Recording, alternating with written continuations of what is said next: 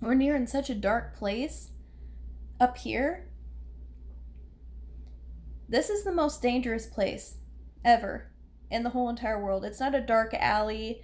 It's not, it's not Lost in the Woods. It's not a video game. It's not a scary movie.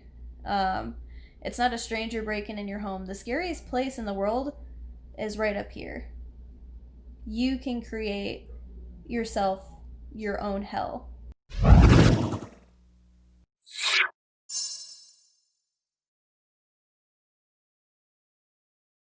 After the news today of Olana not being with us anymore, um, kind of, I don't want to say hit home, but I just feel like our Twitch community is under a lot of strain right now. Like a lot of, like, there's just like this, there's a big dark cloud hanging over right now.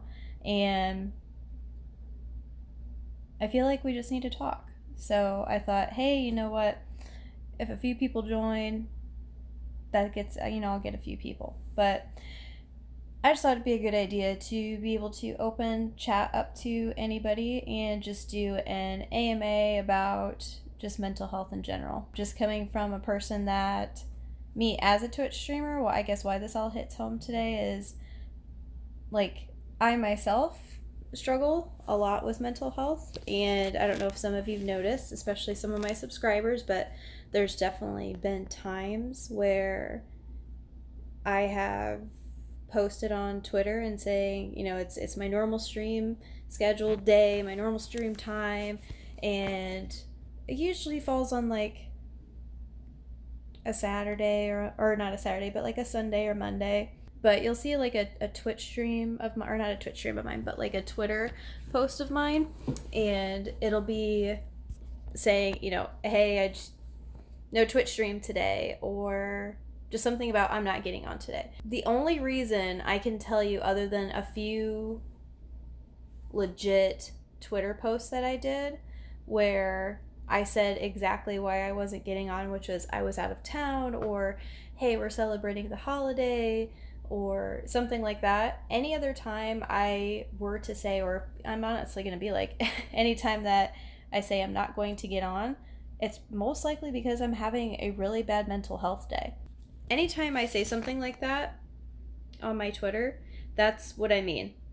I usually say something short that is, hey, I'm not getting on today, Twitch, I'll be on tomorrow. Sometimes I'll be pretty legit and say, hey, I'm not getting on today, with like hashtag like, fuck depression or fuck anxiety or something like that, just to kind of give you a hint, hey, I'm not having a good day. Not a lot of my followers, or yeah, probably not a lot of my followers, but I would say probably a lot of my subscribers, just because you guys, I feel like, are a little bit closer to me. I think that you guys, some of you know that I have those issues, but I don't know. It's just something that I felt like it needed to happen. Um, we've had 3 Twitch streamers in less than a week commit suicide. And the other thing that hits home with that is, for one, I'm a Twitch streamer. I'm not nearly as popular or as big as them, but I'm still, we're all human, right? The other thing that hits home is they're my age. They're not in their 40s or 50s, or like Alana, she's 26. Kenny, he was 30, and Reckful was 31. I'm 31. And it's just been eating at me all day. Like, I found it over lunch today about Alana. And what I've seen, especially like just from not necessarily social media, but like what I've seen happen, is suicide has a domino effect. And unfortunately, that's just how it is. It sets people off mentally, and I think it pushes people and says, you know what, people that have been contemplating it for a while, they just up and decide, they see all these people doing it, and it's just kind of like okay, well, that gives me like the I'm just gonna go ahead and get it done. That's the stuff that we need to talk about. Why reasons why they committed suicide. I mean, I've seen that there were some posts about trolls or just bullying on their Twitch stream. I mean, that's hard. Words do hurt. You have to realize that, I mean, you're hiding behind a screen, you're not in these people's faces, but everything that you say, that does a lot to people. People take that seriously. It's something that I think we all really need to look at closely. And just put it out there, I'm not doing this at all for follows. I'm not doing this at all for subs. I'm sitting in my bed. Guys, this is me. It's all raw right now. It's not me in front of my regular Twitch setup. This is just me being real with everybody. Mental health it's really important, and it's a real thing. I work with people that that have the same issues, but I also work with people where there's not a single day that you can see people like darkness can't touch them. So it's like that you can tell like they have absolutely no idea what goes on in someone's mind that has mental health issues. But anyways, that's what I wanted to do today, is just like do an AMA on mental health, or do like just kind of just talk. If there's something on somebody's mind and you guys just want to chat about something, that's what I wanted to do. Because I mean, personally, I think talking is the best medicine. You need to be able to get things off your chest. You need to talk to somebody that's going to listen, whether it be a complete stranger, a friend, a family member. Like, it's something like you need to talk about it. I mean, I'll be the first to tell you that is seriously like the hardest part, is getting yourself out there and getting yourself to talk to somebody. That's what I feel is important. And I'm probably not like the best person like off, I don't want to say script, but I do really good like chatting with people online when I'm actually streaming, but just like one-on-one. it's nerve-wracking, but what I'm going to keep saying is it's seriously, it hits home quite a bit that we've had all three of them lose their lives this week, and they're all Twitch streamers, and they're all my age. And you see what they want you to see, which is I have all these followers, I have all these subs, I have such a great online community, and great I have so much fun playing video games and chatting with people, and my life couldn't be better. When really, you can take the happiest person with the most money, the most fame, and they're dead inside. And they just, you don't know. So that is why it's important to talk to people. I've had anxiety my whole entire life. I know everyone says, oh, everybody has anxiety. Like, I've had pretty serious forms of anxiety since probably 5 years old. I've had my own reasons to deal with them. We're not going to get into why, but and then just gradually it's been worse and worse and worse and worse throughout the teenager years. It got worse, and then adult years it got even more worse. Like, you guys are going to see what I want you to see.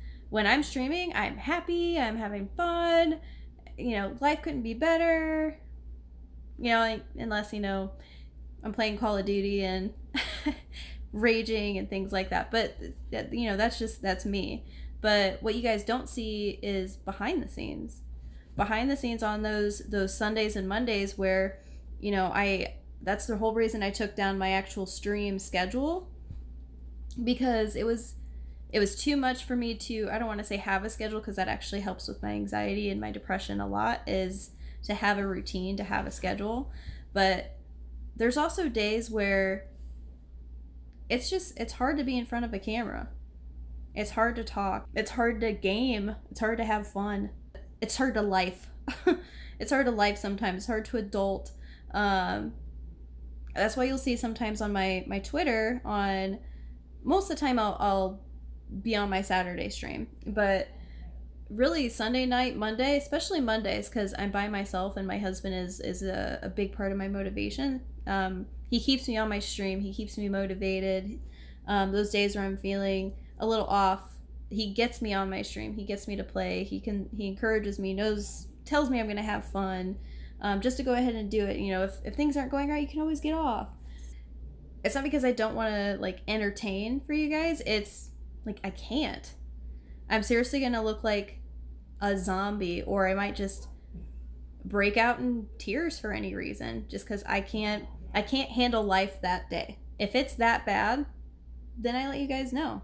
Back in the day, before I was getting treatment and things like that for myself, I could tell you right now, I probably wouldn't tweet and say, hey, fuck depression or fuck anxiety, and actually tell you guys that I have these issues, just because there is seriously such a big stigma around mental health. And it's something that's why we're talking about it now. That's why it needs to be addressed, because there is a lot of people that have this issue. And what I've learned over the last 5 years of being diagnosed with some of this stuff is it's invisible until you tell someone. It's completely invisible. Unless you have, and there has been times where I wish that my mental health was a broken arm, or like resembled a broken arm, or a huge scar on my face, or a big tattoo, or just something that screams, hey, something's wrong with me, or this is wrong with me. Not to be like, hey, pay attention to me, but like you see somebody without a leg or an arm missing, or just something that's not normal, like you see it, so you believe it and you understand it. And with mental health, like for me, like I said, I've had anxiety my whole entire life. Since I can remember, I've had like severe anxiety. And I only started getting treated for that anxiety almost 5 years ago. 5 years ago, starting next month. Once again, that's why already this month I've already taken 2 days off of streaming, because it's a hard month for me. Just because it runs around an anniversary date of what created more than my anxiety, which is 5 years ago I was diagnosed with general anxiety disorder and severe depression, and on top of that, the big thing I was diagnosed with was CPTSD, which stands for complex PTSD. So that's the big thing. Meaning I have complex post-traumatic stress disorder. For just regular PTSD, but it stems from multiple different events. I've only told some people, like just, family, friends know about it, but Stream doesn't know about it, but it's the way that things affect. So when we talk about like invisible illness and stuff, what I've learned from going to therapy, which by the way was the absolute hardest thing for me to start ever, because you think to yourself, I can handle this. There's, I'll get over it. Something's wrong with me, but give it some time and you'll be fine, kind of thing. Well, then it gets bigger and bigger and grows and grows and grows, and it starts affecting you in certain ways that you can't explain and you can't control. And soon enough, I found everyone, my friends, all of my friends, my family, my coworkers, everyone, my husband, telling me, you need to talk to somebody. And it wasn't because I was talking to them, but I wasn't. It was so bad and so deep in there, and I was so like messed up. Like there was a few wires just loose up here that they were trying to tell me, hey, I can't fix you. I can listen, but it sounds like you're asking for help and I can't help you. Let's see, the event happened 5 years ago, July 4th. And basically, without going into too much detail, my husband died right in front of me. And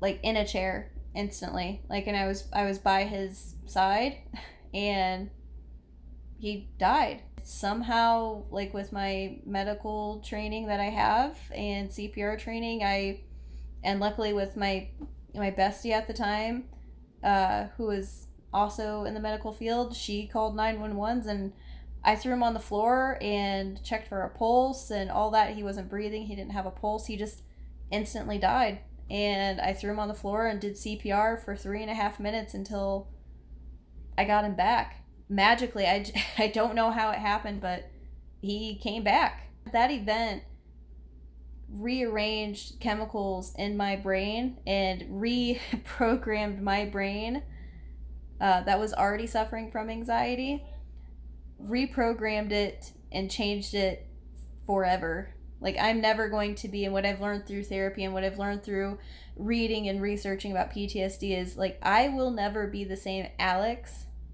that I was January 3rd, 2015, which is sad. I can help myself. I can talk to people. I can be on medication. I can exercise. I can do things to keep myself productive and motivated, but I will never be the same person because of that event. I think the hardest part of everything, and what I saw with like Alana's tweets and stuff, is she's 100% right. When you're in such a dark place up here, this is the most dangerous place ever in the whole entire world. It's not a dark alley. It's not, it's not Lost in the Woods. It's not a video game. It's not a scary movie. It's not a stranger breaking in your home. The scariest place in the world is right up here. You can create yourself your own hell. When you're there and you're trapped up there,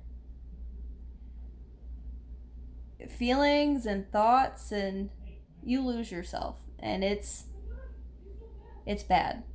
I've been there plenty of times. And reading Alana's tweets that she tweeted out the last 24 hours before she took her life, that's how it is. It's scary. It's very scary. You're scared of yourself. I was so scared of myself when I was trying out different medications, like different antidepressants. Like, I actually had the black box warning symptoms when I was on Cymbalta. Like, it tells you, and my luckily I had a very good support system where I had a therapist I can call anytime. I had my husband I can talk to anytime openly about all this. And I had my doctor, who I was smart enough to talk to at the time. She warned me and said, hey, some of these drugs will make your anxiety worse, or they will make your depression even worse. And I was like, I don't get how that's supposed to happen. I don't get how that's real, how that's supposed to work. Until you're on those medications, and like, once you get on the right one, I mean, it's great. I don't want to say everything like all of a sudden is like butterflies and sunshine, but it takes you out of your dark places, and it helps you be able to cope. It's like just dark thoughts all the time. And it scares you. And it's almost to the point, it's almost like there's another you up there. And just saying really, really bad things. Like, you're not worth it, or the world's not worth it, or, or not even that. It's like, some of the biggest things I used to write down in like my journal was like, that would go through my head was, I don't want to do this anymore. Meaning, like, I don't want my brain anymore. I want to take it out. I want to get rid of it. Like, I don't want to live like this anymore. And I will never forget the day that I was in the shower and my husband came into the bathroom, and I was crying in the shower, and I was a zombie. Like, I just had I was so emotionally numb to everything. I could not stop thinking suicidal thoughts today. And his jaw just dropped, and I'm like, he had no idea. And that's the thing, is he would have had no idea. Would I have done it? No. I feel like I'm a lot, I don't want to say smarter than that, but there's just no way. I at least was smart, and I recognized this is not me, and this is not supposed to happen, and I can do something about it. I can tell that person up there, stop it, and I'm going to get rid of it. And I did. But, I can say that I'm on what I ended up figuring out too is I'm on a really good medication now, by the way. What sucks about this whole entire thing is that when I went to the doctor and I finally said, hey, I want to try medication. I feel like I need it. Medication's not for everybody, but I just decided, hey, I've been dealing with this for 4 years, just doing therapy and doing regular routine things with my therapist, little things that kind of help. I did things that were I did a thing called EMDR for a really long time, which still really helps, but it doesn't help me 100%, but it helps kind of reprocess your brain. or I don't want to say reprocess, but it desensitizes you to certain things. So I did that quite a bit with my therapist, and that was really good to help with my PTSD. The hardest part is that it's invisible. Until you tell someone you have it, no one knows you have it. Until you tell someone you have depression, anxiety, bipolar disorder, ADD, ADHD, anything to do up here, that's the hardest part.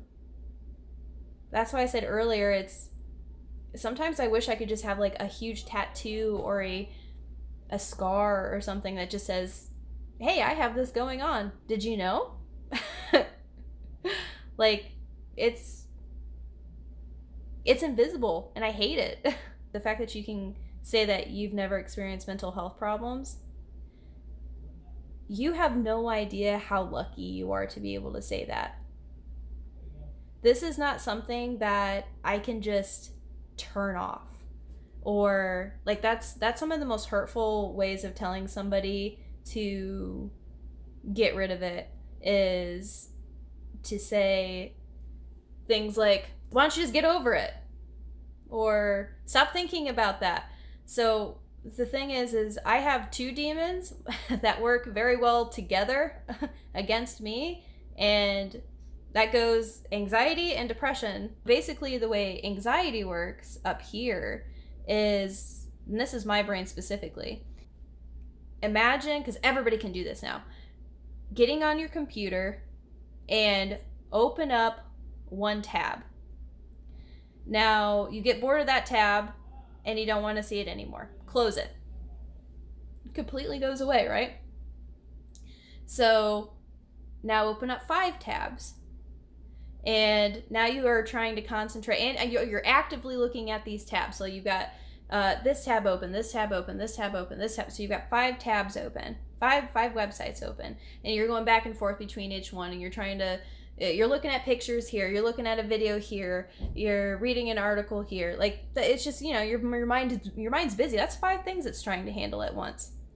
So my brain is, and then let's go back real quick. Those 5 tabs, when you get bored of one or when you don't want to look at it anymore, you just click the little X and it goes away.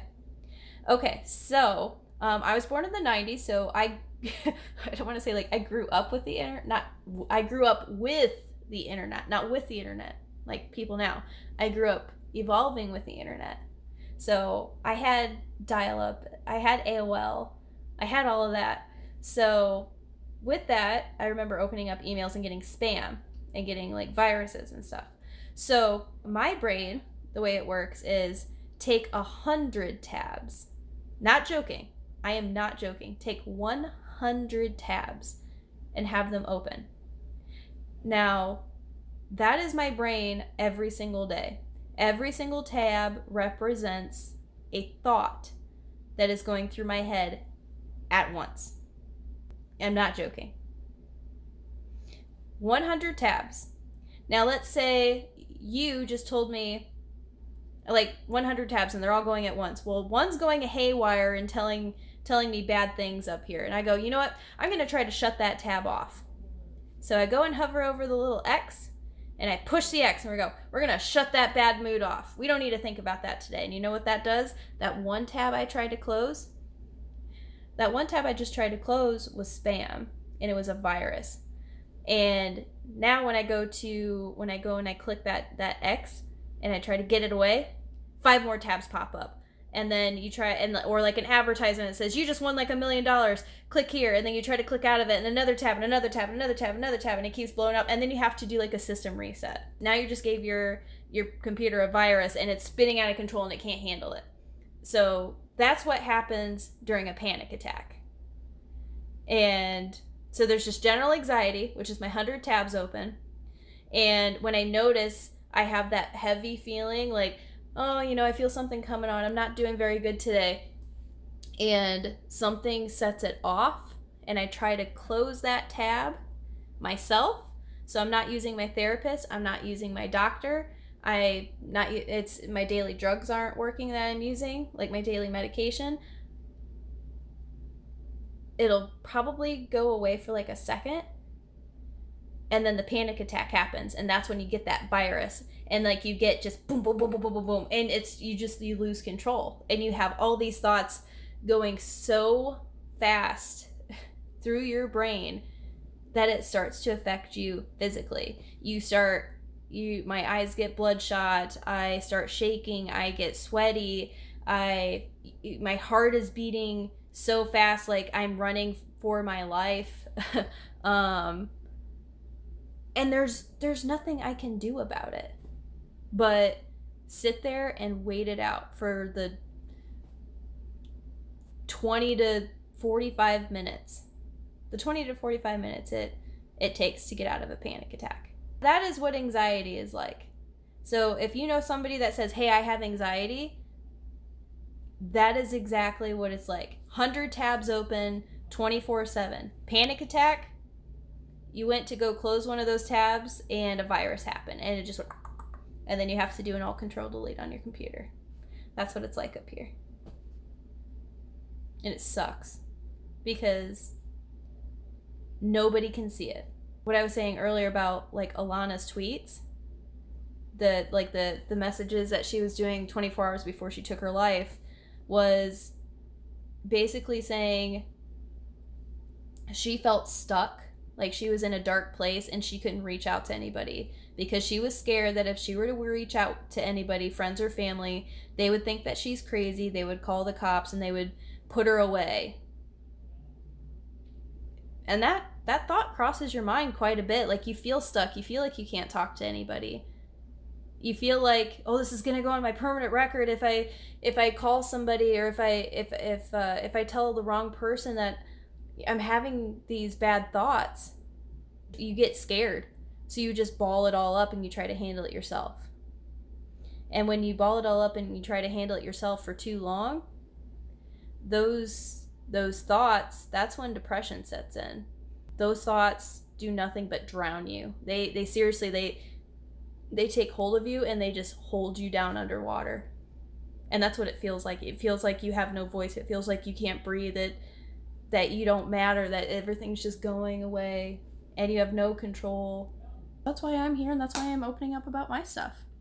Because it's real, and it doesn't matter how popular you are, it doesn't matter how much money you have in the world, the most fame that you have. You want to know why that doesn't matter? And I have a perfectly good example, because my hero, this is another reason why July absolutely sucks. My hero, the person that gave me my mental health medicine from the age of 13 to the age of, how old am I now? 29, committed suicide 3 years ago.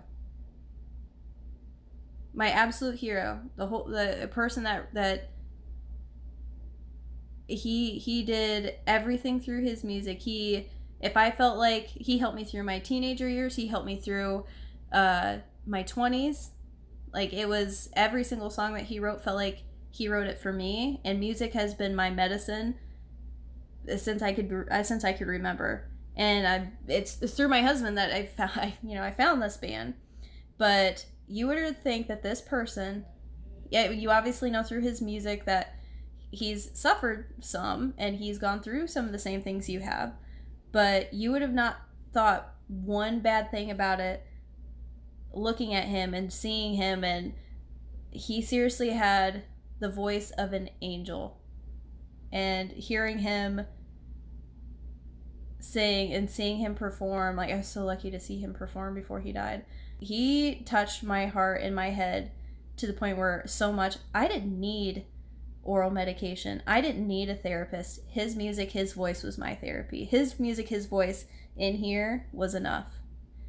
And I have not been able to sit through more than 2 songs without breaking down because of that, because he took his own life, since he took his life. It's sad. I can't watch a full video of him. I can't see pictures. But I got a tattoo. This is the guy I'm talking about.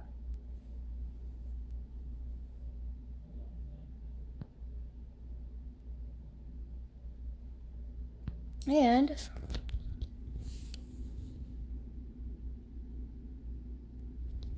that is the tattoo I'm talking about. My absolute favorite band in the whole entire world, and still is Linkin Park. My hero is Chester Bennington. And he took his life 3 years ago. This month. So another reason why July is a really bad month for me. Exactly 2 years on the dot. Two years on the dot after his first event. I cannot believe it was exactly 2 years ago. To the date, he had a heart attack. And he woke up in the middle of the night, woke me up in a cold sweat, and we had been suffering, him and I had been suffering like a throat infection, like that whole entire month, like the worst throat infection we've ever had. He had been doing fine since that event, and we had just gone down to the airport that night and picked up our best friend from California, or from Colorado, and he was spending the night. He woke me up and grabbed me, and it felt like he just got out of a pool. Like his body was just covered in sweat, and he was holding his chest really tight. I mean, my husband's my age. He's 32 right now, so he would have been in his 20s when this happened. He said, something's not right, I can't breathe, I have this horrible pain in my chest. And the first thing, it did not like, heart attack did not come to mind, because he's too young. It's not what came into mind first. I mean, he's in good health, he eats good, he exercises, so like, that's just not something that came to mind. It hovered in my head that, he died 2 years ago. And on top of that, he was in the ER when he first had his first event. He was in the ER for 3 days doing test after test after test for them to try to figure out why he just instantly died. And I was able to bring him back. They still have not found anything. And the only thing we have been told is sometimes there's just events that happen with people and you can't explain it. I don't think he'd be alive today if I wasn't there to do that. That's the scary part. On top of that, we've been together for 18 years. So, I mean, you're talking about my best friend just sitting in a chair and dies right in front of me. In front of me and 3 of my good friends. 2 of them were in shock and couldn't do anything. They just, until I told them directly, move the table, I've got to get him out of this chair, I got to get him on the floor. They were in shock. They didn't talk. They didn't have any expression. It was the scariest thing I've ever had to deal with in my whole entire life. When we got back home and people started to hear about what happened, all I kept getting was, oh, you were so lucky you were there to help your husband. You must feel so good that you were able to save him, that you were able to bring him back. He's so lucky. Just all these positive things. But to tell you the truth, to be honest, I did not feel like a hero at all. I did not want to wish that event on anyone. I don't know if it's just me or if anybody that would have done that would have gotten PTSD, but it's the way I reacted. Like, I don't want to say it's there's no way that's a blur. Like, I can see it as if he was sitting right in front of me. I could tell you every single detail. That's the horrible thing about PTSD, is that memory is painted as a vivid picture on my head for the rest of my life. And then on top of that, nobody could tell us what happened. If anything, when we were at the hospital, nurses and doctors thought that we weren't telling the truth, so they drug tested him and alcohol tested him, and he did. I mean, it was 4th of July. I think he had a beer, and I mean, he, from a dude that works out and eats healthy and has the most beautiful veins in the world, which, by the way, phlebotomy is part of my job, so I poke veins all the time. I could put a huge gauge catheter into any, and I joke about it all the time. He has got huge veins in his arms. It took, in the ambulance, they tried 3 different times to place a catheter in his arm and in his hand and couldn't hit a vein. And we got into the ER. Another 3 people tried, and then they had to get like a specialist to come in, and they couldn't find a vein, and they finally got it in. Like, everything with me being in the medical field, everything came into play and matched up just right to say, yeah, he legit died, but nobody believed me. The only thing my husband remembers is like coming to. He remembers sitting on the chair, and all of a sudden he was on the floor. He doesn't remember feeling anything. He doesn't remember what it felt like being in the chair. He just all of a sudden, like, he's like, we were getting ready for bed. I was sitting in the chair and I woke up on the floor. And he woke up when I gave him that last breath. He sat up very quickly. Like, all of a sudden, like, I just kind of saw his tongue move a little bit, and I was like, oh my God, I think he moved. And I went to go give him another breath, and he sat up and was kicking his feet and like flaring his hands everywhere, and he was screaming bloody murder, like he was scared. And all he could tell me was it felt like he was coming out of a dream. And everybody just jumped in and held him down, and then got him to calm down, and then his color started to come back. And right then and there, as soon as his color started to come back, the EMTs got there. And then basically treated us as if we were lying. Because they didn't believe it. They didn't believe that statistically I shouldn't have been able to bring him back. He had no pulse here. He had no pulse in his arm. I couldn't hear anything. His lips were purple and blue. His skin was pale. Like, he looked like a dead person. His eyes were open. His eyes were fixed straight. Like, I can't say his eyes were open. They were like that. Like, it just died. That's all I could say. That's all I could tell the doctors. They did every test under the sun. They couldn't find anything. And my PTSD, to tell you guys like what it's like, is how I remember it at first, like, because I've got it managed now, but when it was unmanaged, part of my job is like I do prescriptions and stuff too, like I count pills and stuff to fill prescriptions. And I remember going back to work that week, and I had to fill a prescription of like 20 pills, and I used like a little like pill counter. I couldn't count to 10. And I couldn't count to 10 because my brain wouldn't let me. And I'm never gonna forget that. It's almost like you just zone out, and you're like, what was that last number I just said? In my head, like, you're like 1, 2, 3, and you're trying to get to 10, and you're like, wait a second, did I just say 5 or did I say 6? Okay, and then I put the pills back, and then I'd go to count again, and I'd be like 1, 2, and then and then all of a sudden, like, your brain just goes and it flashes back to the event, and then you go back to reality, and then you go back to the event, and then you go back to reality, and you're like, wait a second, was I on 4 or 5? And then I put the pills back, and then I ended up just getting frustrated, and I think the closest I got to getting to 10 was like 8 or 9. All I had to do was count to 20, and I couldn't even make it to 10 because my brain wouldn't let me. It just kept seeing that event, that life event that happened over and over and over.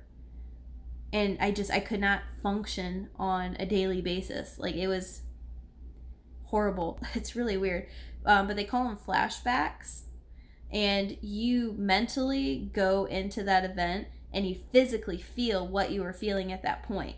So I would sometimes, if I would go into that memory or that flash, depending on how long I was there, because Josh says that sometimes, my husband, like, he'll just see sometimes where I'm talking to him, and then I'll just kind of do this, where I'll just zone out, and then I'll do this,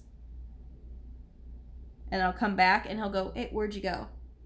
Like, it's, your mind just wanders. Sometimes if it gets bad enough, it'll send you into a panic attack. Like, it makes you physically feel the way that you felt during that actual event. Like, so I would be clammy, my heart would be pounding, I would all of a sudden come back to reality and go, I have to check on my husband, he's not here, something's wrong, and I would freak out, and I'd get myself so worked up, I'd start crying and shaking and, fearing death. Like, it's super scary. To make matters worse is exactly 2 years after his first event is when he had his heart attack that I was talking about, where he woke up in the middle of the night, and then now we're back on a tangent, but middle of the night, and we went to the hospital that night, again, for the last 2 years, all these tests run. He had a one of those heart monitors. He had that on for 30 days. They didn't find anything. He had ultrasounds. He had ECGs. He had CT scans. Just any test under the sun, X-rays, anything to test his heart. They couldn't find anything. I swear, like, these last 5 years have just laughed in my face as far as mental health goes, because exactly 2 years later, he had the heart attack. I've been going through PTSD for 5 years. I don't just make that shit up. And at that time, I'd been going through it and dealing with it for 2 years. And that was the first 2 years were the hardest. Nobody believed me.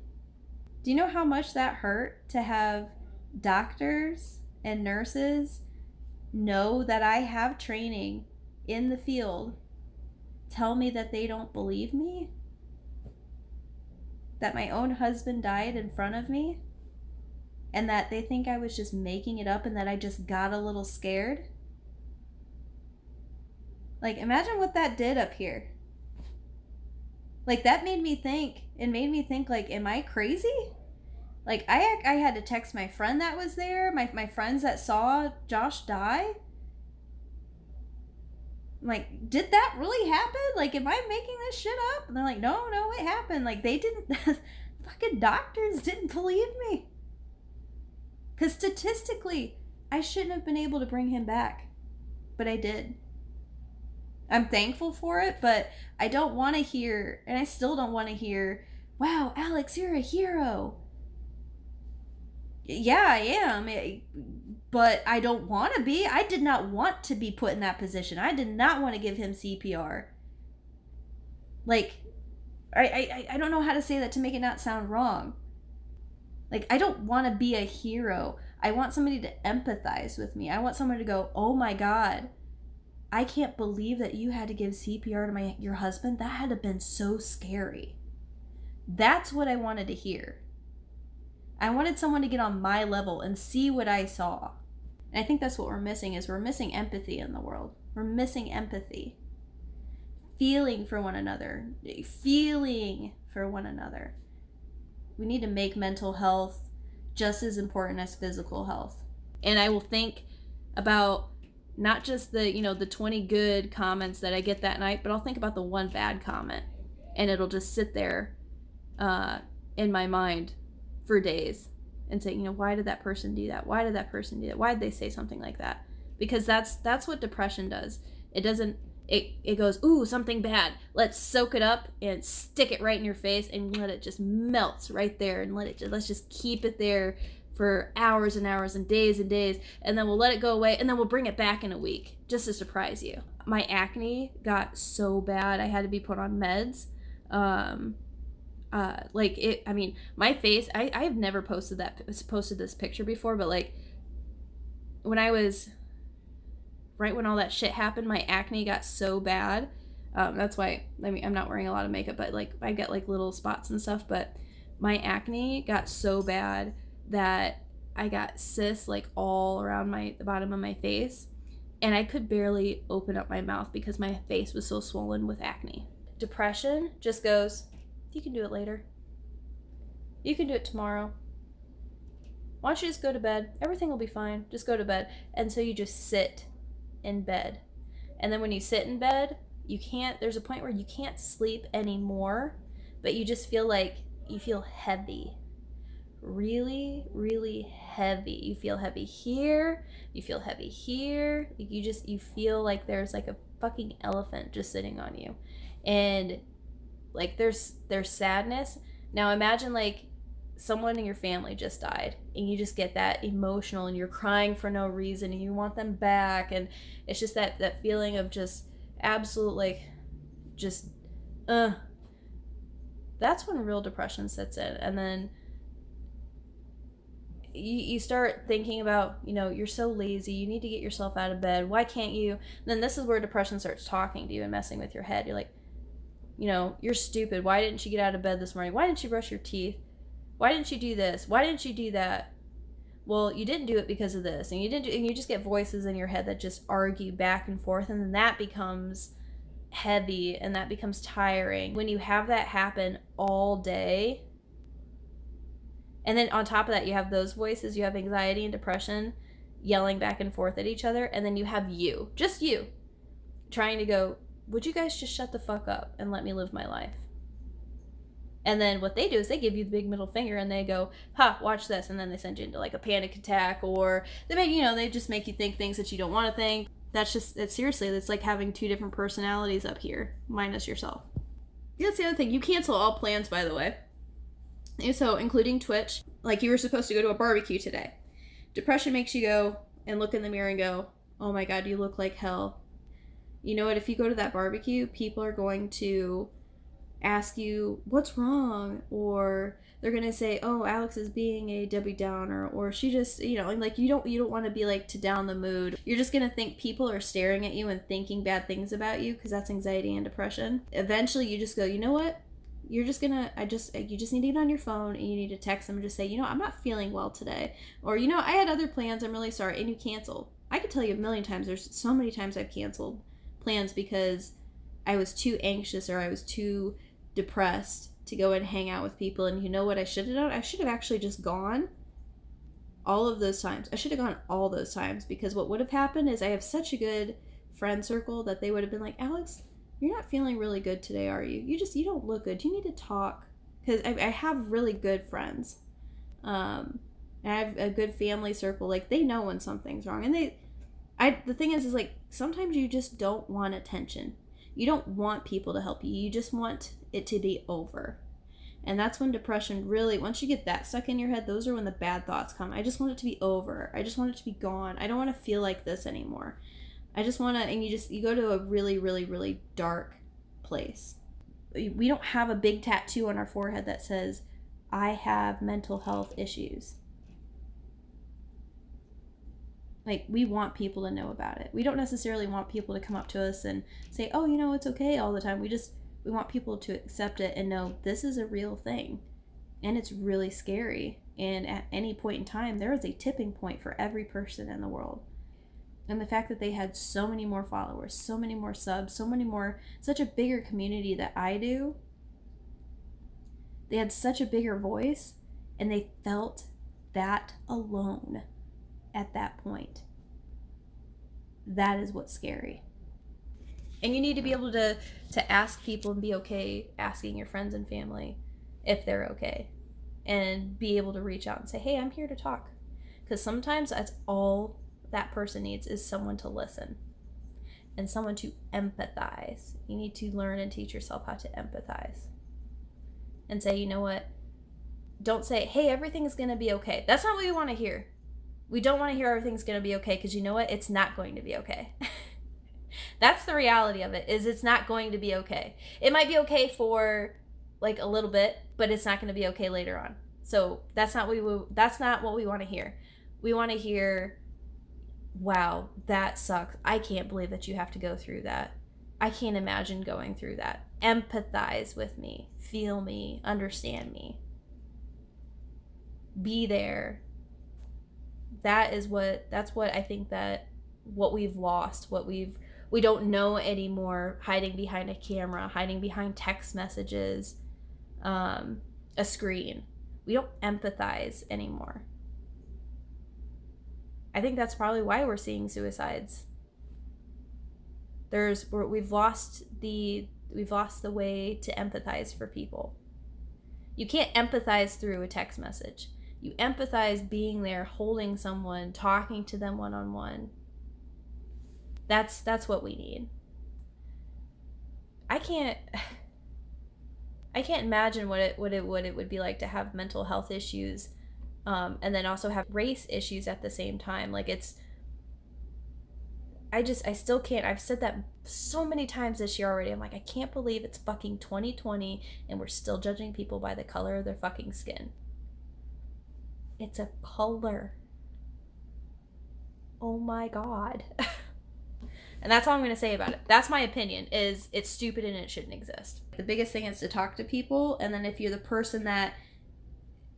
the person they chose to talk to Don't try to fix them. You need to listen at that point.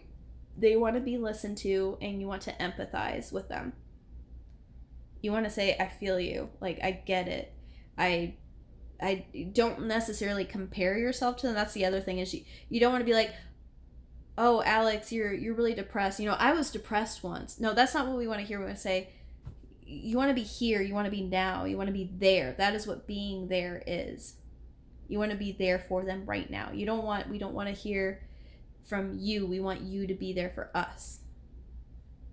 Not to sound like selfish or anything about it, but that's what's needed. The bad always outweighs the good in those kind of things. When you have anxiety and depression, you're going to focus on not those 10 positives that you got the whole night. You're going to focus on that one negative, and that one negative is going to keep doing this all night.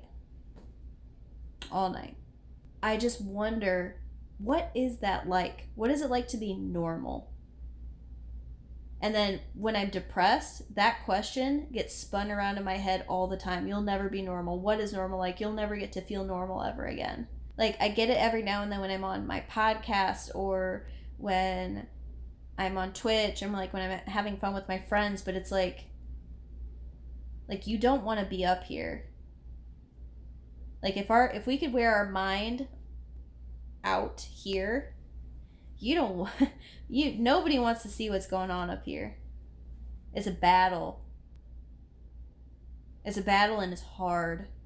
Anyways, okay, thank you guys. Again, like I said, I was not doing this for follows. I was not doing it for subs. I was doing it literally for you guys to just get educated on another Twitch streamer that, I guess I could say suffers from mental health, because I do. I do suffer on a daily basis. I am going to therapy. I am on medication. I do have a healthy support system. I do have you guys. And like, I'm taking care of myself. I don't want you guys to worry about me, but it's an eye-opener for you guys. I want people to be able to understand and open up that it is an invisible illness, and it sucks a lot having an invisible illness. You guys have no idea. It sucks.